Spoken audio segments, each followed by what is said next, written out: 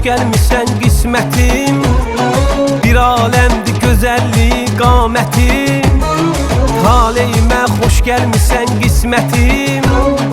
Bir aləmdir gözəlliyi qamətim. Misal qədər şirin olur həsrətin. Sən mənim ömrümə gələndən bəri, sən mənim ömrümə gələndən bəri.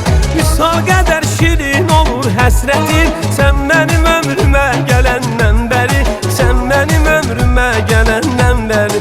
Bir səmimi etiraflı sözlərim, hara getsən görür səni gözlərim. Bir səmimi etiraflı sözlərim, hara getsən görür səni gözlərim. Sən olmuşsan bu dilimin əzbəri, sən mənim ömrümə gələndən bəri, sən mənim ömrümə gələndən bəri. Həyat başdan başa gözəlləşibdi, sən mənim ömrümə gələndən bəri, sən mənim ömrümə gələndən bəri. Elə bir ki dünya təzələşibdi, sən mənim ömrümə gələndən bəri, sən mənim ömrümə gələndən bəri.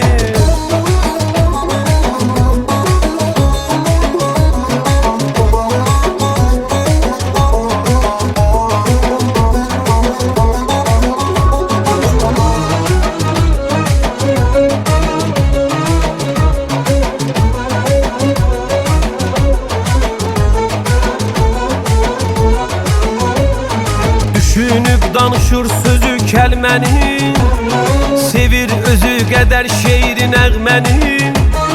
Düşünüb danışır sözü kəlməni, sevir özü qədər şeiri nəğməni.